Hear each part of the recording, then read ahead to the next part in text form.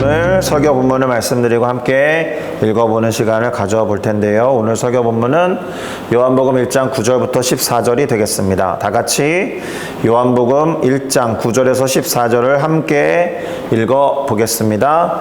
참 빛 곧 세상에 와서 각 사람에게 비추는 빛이 있었나니 그가 세상에 계셨으며 세상은 그로 말미암아 지은 바 되었으되 세상이 그를 알지 못하였고 자기 땅에 오매 자기 백성이 영접하지 아니하였으나 영접하는 자 곧 그 이름을 믿는 자들에게는 하나님의 자녀가 되는 권세를 주셨으니 이는 혈통으로나 육적으로나 사람의 뜻으로 나지 아니하고 오직 하나님께로부터 난 자들이니라. 말씀이 육신이 되어 우리 가운데 거하심에 우리가 그의 영광을 보니 아버지의 독생자의 영광이요 은혜와 진리가 충만하더라. 아멘. 자, 저는 방금 우리가 함께 읽어본 요한복음 1장 9절에서 14절 말씀을 가지고 복음 그리스도에 관한 이야기, 이와 같은 제목으로 이제 새롭게 요한복음을 공부하고 그 안에서 주님이 주시는 뜻을 발견해 보고자 합니다. 지난주까지 진행했던 에스라, 느헤미야를 잘 마쳤다라고 생각하고요. 이제 당분간은 요한복음을 공부하면서 이 수요 예배를 드리고자 합니다. 자, 일단 요한복음이니까 요한이 기록한 복음에 관한 이야기가 되겠죠. 그러면 이 요한이 누구인지 알아야 할 테죠. 우리가 아는 요한이 여러 명 있습니다. 요한복음을 기록한 사도 요한, 요한복음을 비롯해서 사복음서에 등장하는 세례 요한, 분명히 세례 요한과 사도 요한은 다릅니다. 그리고 마가복음을 기록한 마가 요한, 그리고 그 외에 제4의 요한도 있을 수가 있는데요.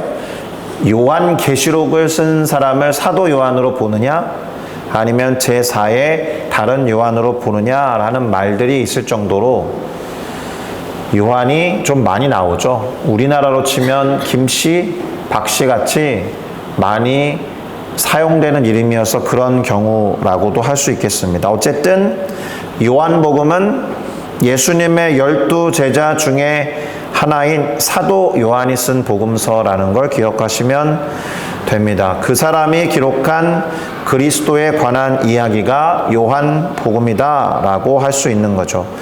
그리고 이 요한복음은 성경에 기록되어 있는 사복음서 중에서 가장 늦게 기록된 복음서입니다.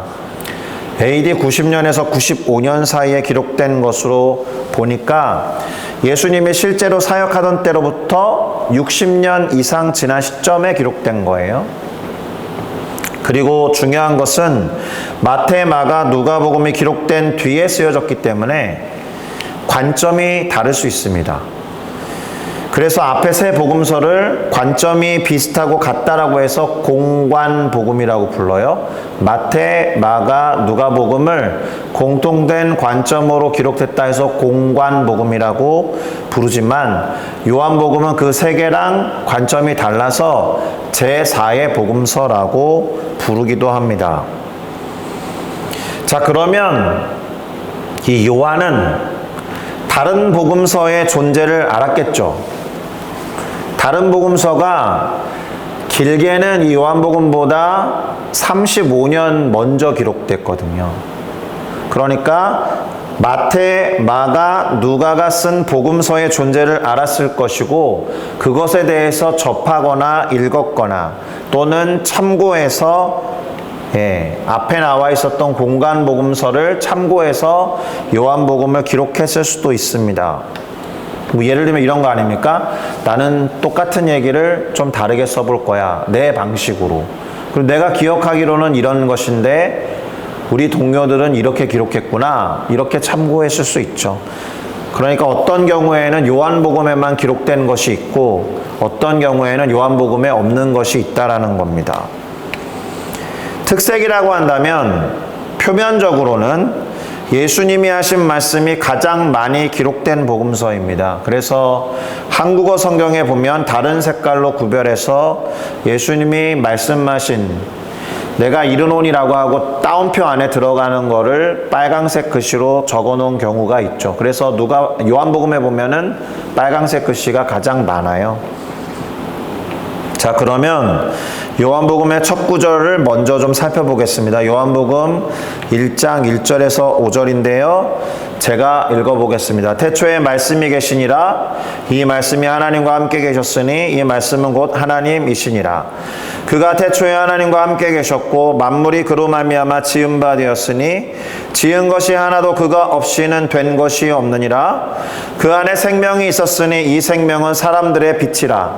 빛이 어두움에 빛이 돼 어둠이 깨닫지 못하더라. 아멘. 이걸 이렇게 설명해 볼 수 있습니다. 사도 요한이 말한 그리스도, 그러니까 사도 요한이 그리스도를 어떻게 표현했는지 첫 번째 단락이라고 할 수가 있어요.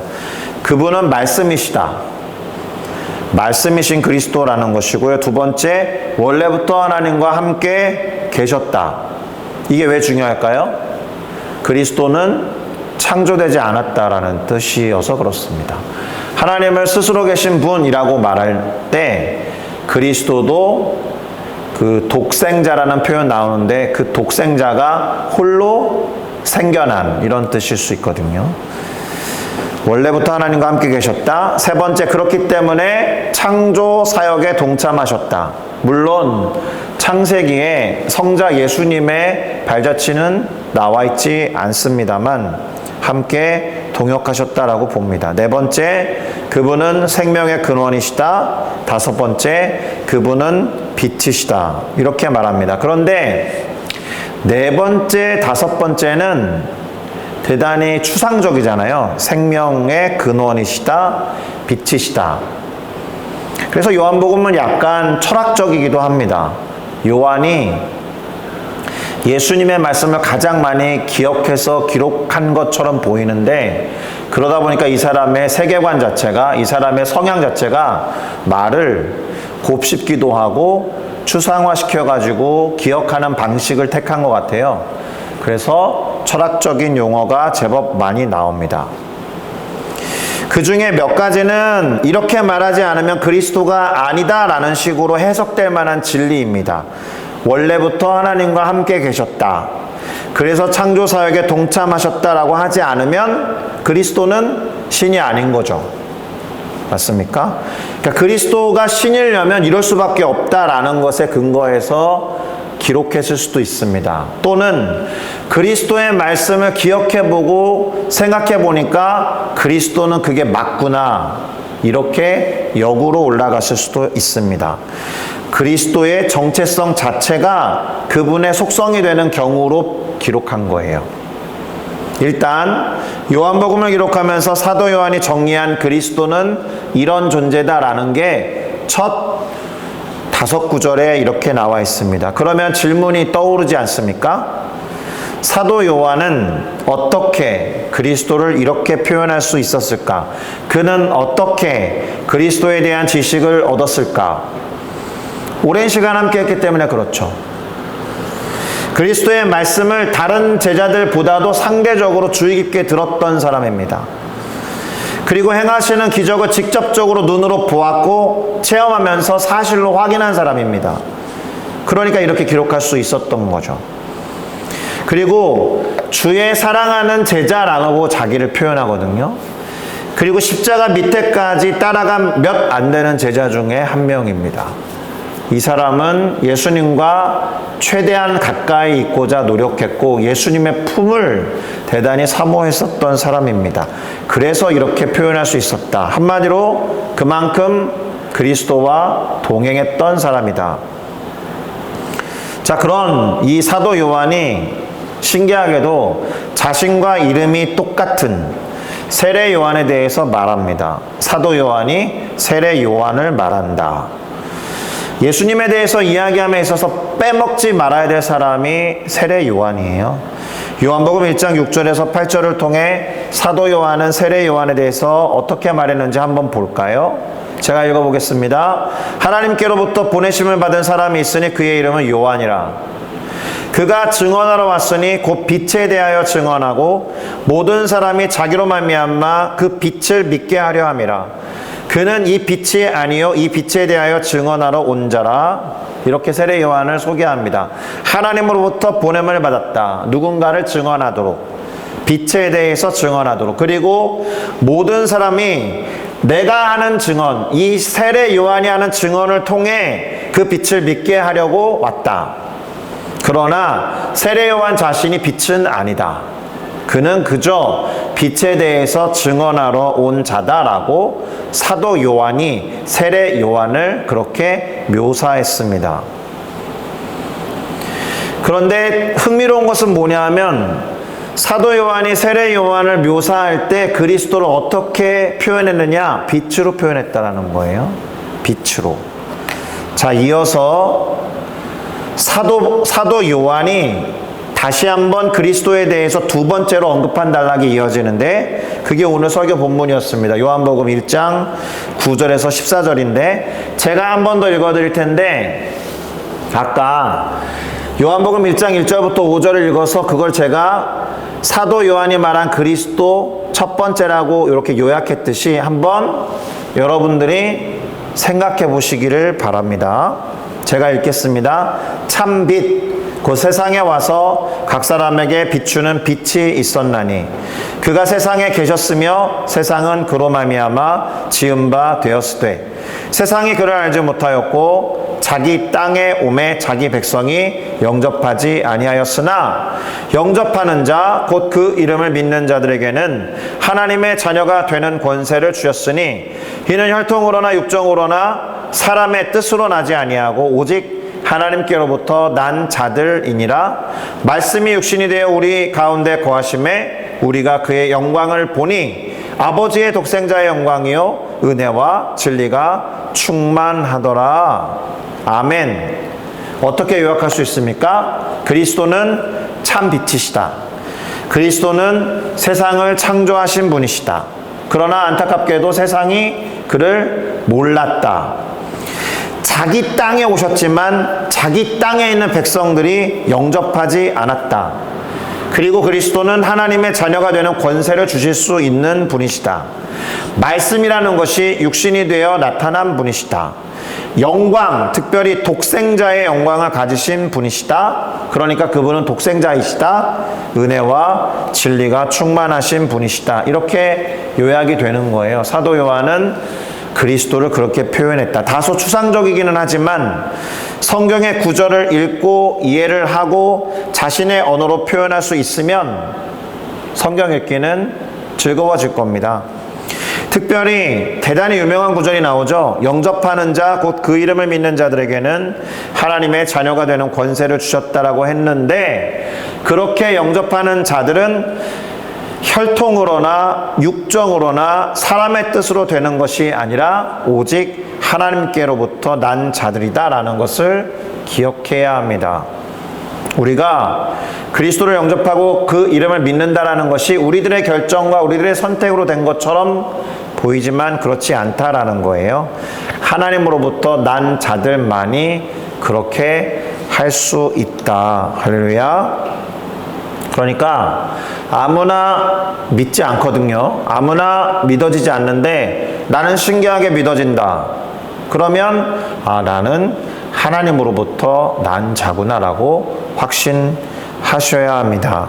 그리고 나서 다시 세례 요한의 이야기로 넘어가요. 이번에는 이 세례 요한이 말한 그리스도에 대해서 나옵니다.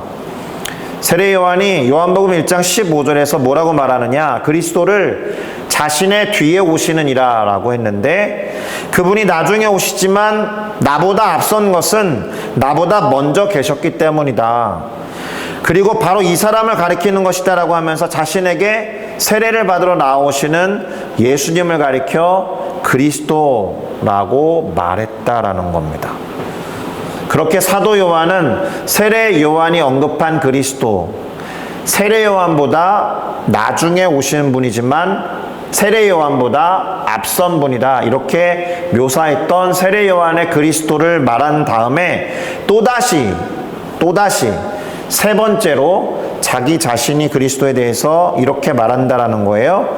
요한복음 1장 16절에서 18절 제가 읽겠습니다. 우리가 다 그의 충만한 데서 받으니 은혜 위에 은혜로라. 율법은 모세로 말미암아 주어진 것이요 은혜와 진리는 예수 그리스도로 말미암아 온 것이라. 본래 하나님을 본 사람이 없으되 아버지 품속에 있는 독생하신 하나님이 나타나셨느니라. 그러니까 은혜와 진리를 주시는 분이 그리스도다라는 것. 그리고 하나님을 본 사람이 없지만 하나님을 보여줄 수 있는 독생하신 하나님이시다, 이렇게 말합니다. 독생이 뭐라고요? 홀로 태어나다, 홀로 생겨나다, 이런 뜻일 수 있다라는 겁니다.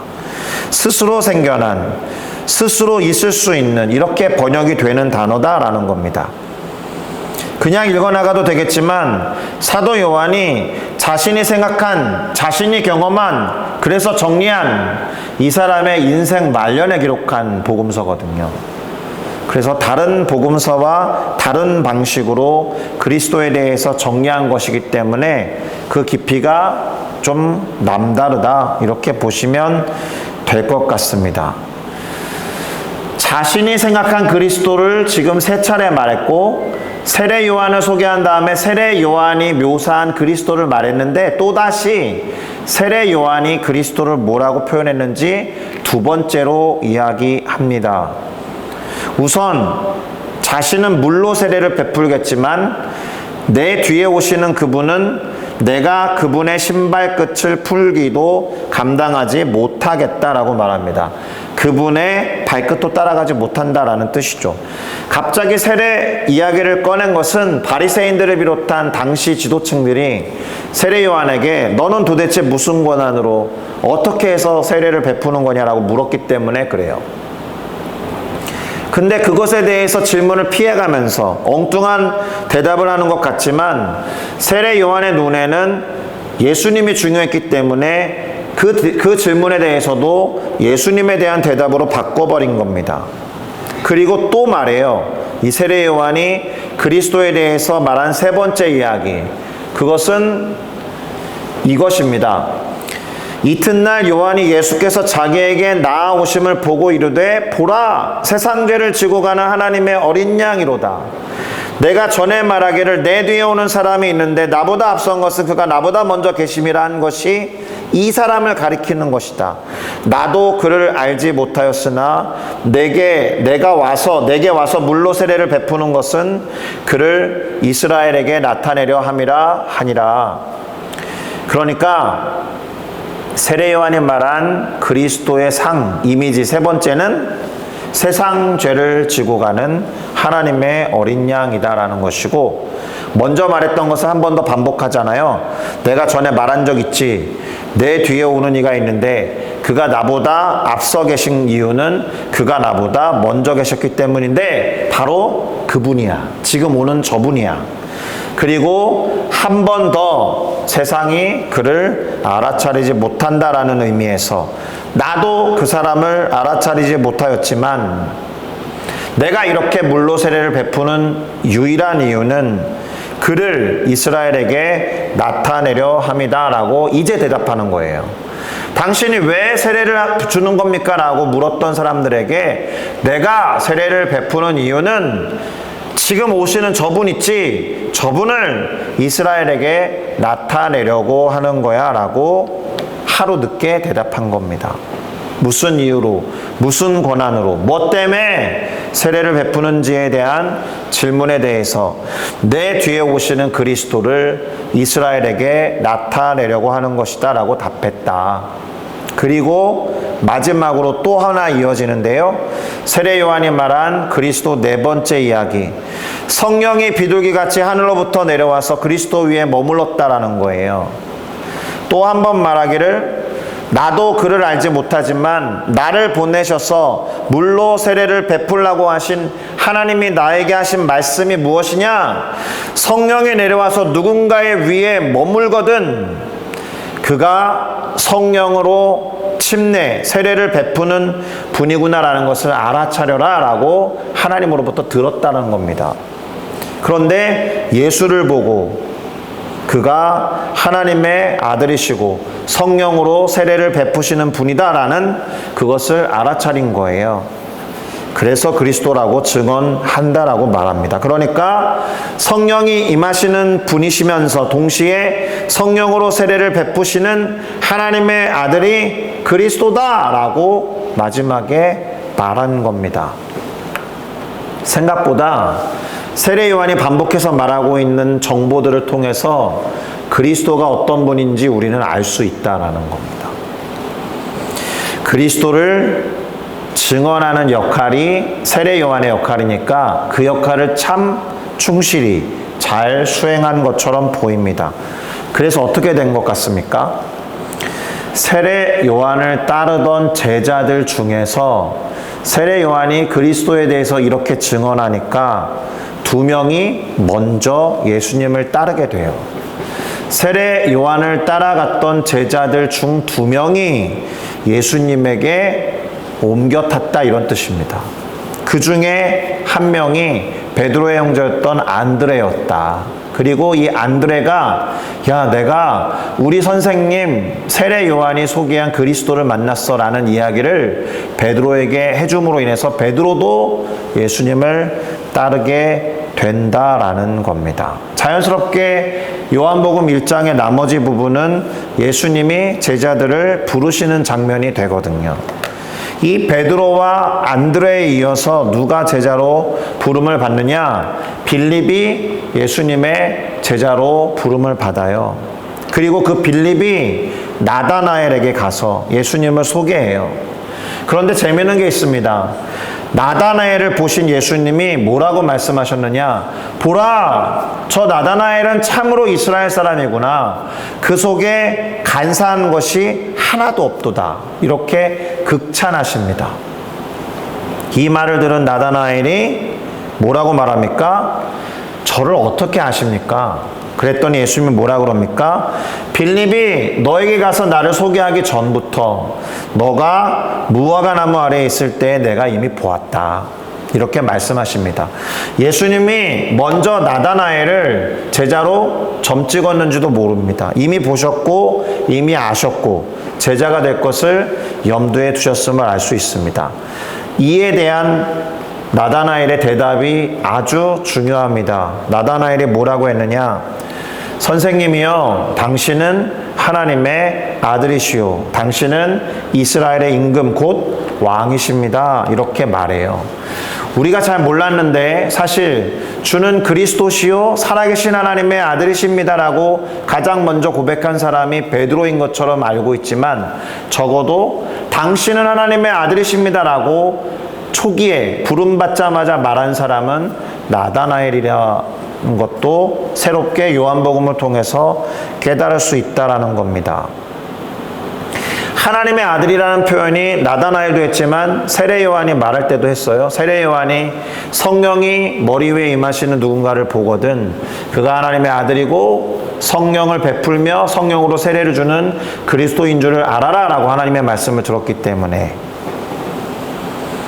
만약에 나다나엘이 복음서를 기록했다면 나다나엘이 그리스도에 대한 기록을 남겼다라고 하면 그 사람은 뭐라고 기록했겠습니까? 그리스도는 하나님의 아들이다라는 것을 핵심으로 해서 전했겠죠. 여기까지가 요한복음 1장의 내용이 되겠습니다. 핵심은 제가 여러 구절을 막 소개해드렸는데 그리스도에 대해서 여러 사람들의 이야기가 나오고 있다. 사도 요한은 그리스도에 대해서 어떻게 기록했는가? 세례 요한은 그리스도에 대해서 어떻게 말하였는가? 나다나엘은 그리스도에 대해서 뭐라고 했는가? 복음서이기 때문에 그리스도가 누구인가에 초점을 두고 읽어 가셔야 됩니다. 그러니 마지막으로 정리를 하면서 이런 질문을 던질 수밖에 없죠. 그러면 나는 예수님을 어떻게 말할 것인가? 나는 예수님을 또 그리스도를 어떻게 이해하고 있는가? 나는 예수님에 대해서 무엇을 적을 수 있는가? 이런 질문에 답하셔야 한다라는 거예요. 나는 예수를 그리스도로 알고 믿고 있는가? 그것과 관련된 체험이 무엇이 있는가? 예수 그리스도의 십자가와 예수 그리스도의 죽으심과 예수 그리스도의 부활을 믿는 믿음으로, 그리고 그렇게 약속하신 언약을 통해서 나는 하나님의 자녀가 되었다라는 믿음과 확신이 있는가? 매일매일 삶 속에서 체험하는 주님에 대한 간증이 있는가? 그래서 주님은 참으로 살아계신 하나님의 아들이십니다라고 고백할 수 있는가? 나는 예수님을 어떻게 이해하고 있는가? 이 부분을 점검하셔야 된다라는 겁니다. 이게 대단히 중요해요. 나를 성공시켜 주시는 분이신가? 나를 잘 살게 하시는 분이신가? 나를 형통하게 하시는 분이신가? 이런 1차원적인 질문에만 머물지 마시고 나의 영원을, 에버라스팅 라이프를 책임지시는 분이신가? 그래서 나는 죽음 이후에 에버라스팅 라이프를 그분과 함께 보낼 수 있는가? 그분은 천국의 주인이 되시는가? 그분은 내가 힘들고 어려울 때 위로하시는 분이신가? 그분은 나를 통해서 또 다른 사람을 위로하기 원하시는가? 힘이 되어 주시는가? 이런 체험들이 늘어가고 쌓여서 다른 누군가에게 기꺼이 그리스도 예수를 소개하는, 나 나름의 복음서를 쓰라라는 이단 그런 종용이 아니라 내가 체험한 예수 그리스도를 그렇게 증거할 수 있도록 나는 예수를 어떻게 이해하고 있는가를 잘 정리하고 전할 수 있는 우리 모두가 되기를 예수 그리스도의 이름으로 축복합니다. 기도하시겠습니다.